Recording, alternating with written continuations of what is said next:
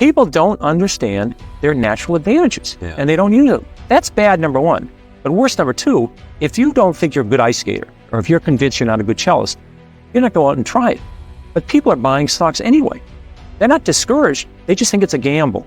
We begin with Peter Lynch. Time magazine has called him America's #1 money manager. During the 13 years he headed the Fidelity Magellan Fund, it was a top-ranked general equity mutual fund. His new book, Beating the Street, offers advice on picking stocks and maximizing profits. And he's here to talk to us about a lot of things. Peter, welcome to the broadcast. You wrote a book called One Up on Wall Street. And I think that's one of the best-selling books ever about Wall Street, if I'm right. Right, you can correct me. And so why then did you write another book? Okay. I think the reason I wrote it is I try to explain to people their great advantages, their edges they have, and that they should get involved in stocks. Right. And they should do it on the right basis. This is on the first book. Right. Yeah. And obviously, I didn't make a great impression because the percent of people's assets involved in the stocks has gone down. In 1960, people had 40% of their financial assets, including their house, in stocks and mutual funds. In 80, that was down to 25%. It's now down to 17%. And why do you think that is? Well, I think people, in the decade of the 80s was the best decade this century for stocks.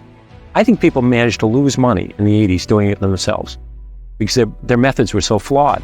So I really feel as though I wanted people to understand. I don't want anybody to buy a stock. I'm saying if you're going to buy a stock, you should do certain things. Right. If you're not willing to do these things, you should leave your money in the bank.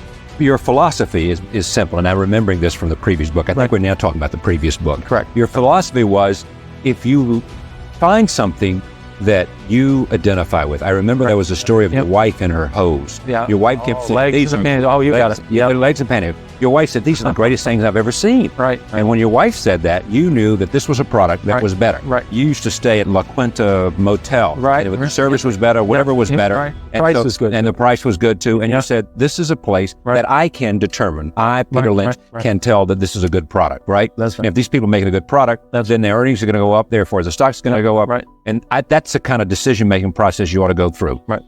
Do I have it? You've got it exactly right. Well, I don't think people understand there's 100% correlation with what happens to a company's earnings over several years and what happens to the stock. If the company, McDonald's, has done very well as a company, right, the stock has done very well.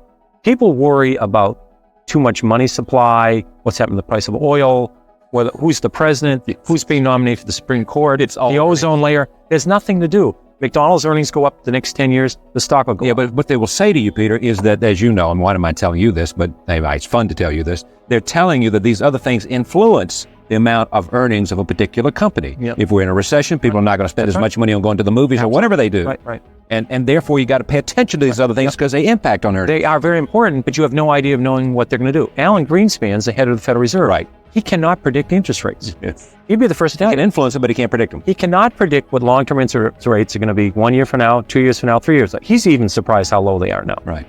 So how am I supposed to predict interest rates? How am I supposed to predict the economy? You certainly remember the recession of 82. Yeah. 1982, we had a 20% prime rate, 14% unemployment, 12% inflation. I don't remember anybody telling me in 1980 or 81 that was going to happen. Yeah. All of a sudden, we had the worst recession since the Depression. I didn't read about it in the paper. So it's crazy to think about these things. Here's a quote from you. I own Dunkin' Donuts. When you own Dunkin' Donuts, you don't have to worry about Korean imports. You don't have to worry about M2 or M3. These are money supply figures. Right. Yep. And what's happening to the money supply? This is the way you make money. If you don't understand what the company does, you should not be in it. If you could predict the stock market, you could predict the economy, you could predict interest rates. If you go buy the wrong stocks, you're going to lose half your money anyway. Right. I'm saying people have natural advantages. Yeah. Let's say what you do for a living is you're involved in the restaurant industry. Right. You supply paper products. You supply kitchen equipment. You help build restaurants. Right. You saw McDonald's. You saw Chi-Chi's. You saw Chili's. You saw Cracker Barrel. You saw Dunkin' Donuts, Kentucky Fried Chicken, Taco Bell. These were success stories. These were 40-fold. You made 40 to 50 times your money. You don't need to make that kind of money many times in your life, right? Yeah, no. That's all you had to do was follow the restaurant industry. People are in industries. They're in the publishing industry. They're in the chemical industry, the paper. Why don't they just stay with that industry? You only need a few stocks a decade. How many good stocks do you need a lifetime? Instead, people, they're in the restaurant industry. They're buying biotechnology stocks. Right. The people in the chemical industry, nothing about biotech. The people in the chemical industry are buying oil stocks. Right. It's absolutely absurd. People don't understand their natural advantages, and they don't use them. So that's bad, number one. But worse, number two, if you don't think you're a good ice skater, or if you're convinced you're not a good cellist, you're not going out and try it. But people are buying stocks anyway. They're not discouraged. They just think it's a gamble. Yeah. So therefore, they go forward and they bet on one stock for a week and a half, and it goes up, and they make $2 on it. Then they sell it, and they buy something else. When 3 years is over, all they've done is generate a lot of commissions. They've probably lost money. That's a mistake. So your advice is what? If you don't understand a company, if you can't explain it to a 10-year-old in 2 minutes or less, Yes. don't own it. Because when it goes down, let's say the stock goes down $2, You won't understand what's going on. what do you do? Do you buy more? Do you flip a coin? Chances are your broker doesn't either. He or she certainly doesn't know about it. I mean, who knows what all these things are at auto back planes and mega flops? Who knows what all this? So buy what you know. Buy in your industry, buy what you know, buy local companies. Yeah. So suppose you don't have an industry. I mean, you don't really. You buy local companies, Right. companies in your own industry.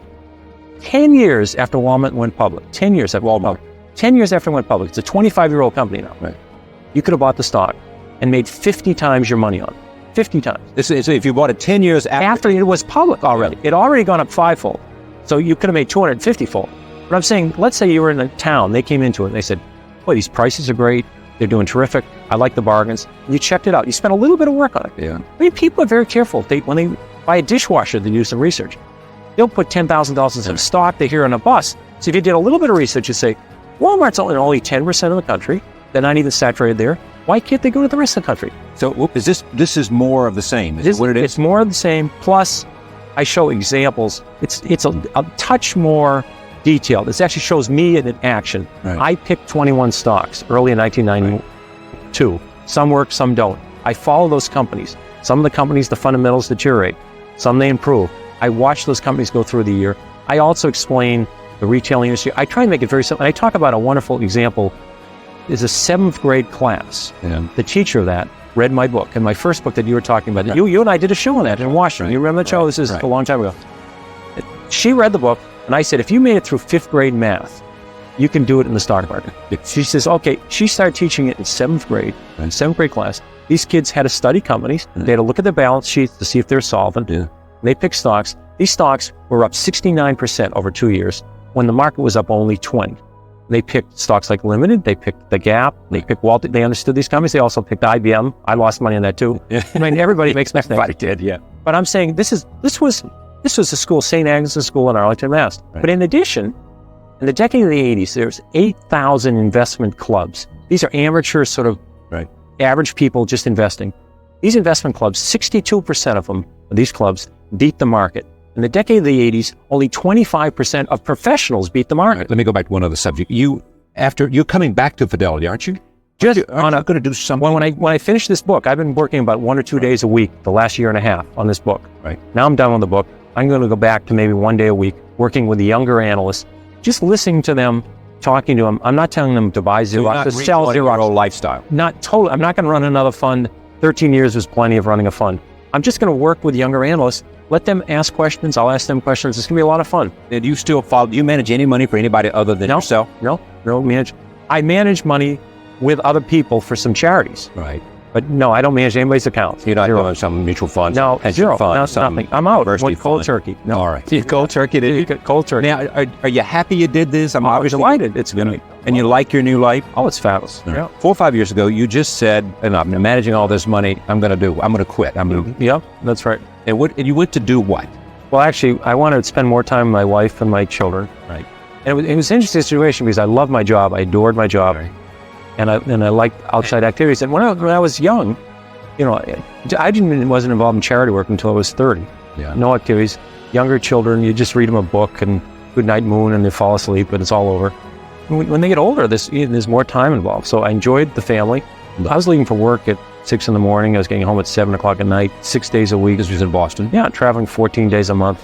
It was just too much. So I said, I said, that's it. I can't take it. And fortunately, I had made enough money to say I could give up the job. So I didn't have to give up the family or the outside activities. And so what happened then? So you did what with your life? Well, I cut back from about a 80, 90 hour week to a 40 or 50 hour week. And in the morning, I make breakfasts and lunches for the kids. And I do the spelling words and the Spanish words. Yes. And Carolyn does the math and the science. And I see Carolyn in the morning and off I go to a place. You have to go, in my opinion, you have to go somewhere to do something. If you stay at home, you wind up answering the telephone or watching cartoons. So it's like or falling asleep, taking a nap. So she does the hard work. And I go, Fidelity gave me an office. I have a secretary. And I spend majority of the time working on charity things like inner city schools, inner city libraries, inner city housing. Helping people manage their money, or no, not at all. Just some of the charities I'm on the investment committee of some of the Museum of Fine Arts. I'm involved in Mass General Hospital, Boston College, but United Way. But all the extra things I added to were real hands-on, actually being involved in charitable activities.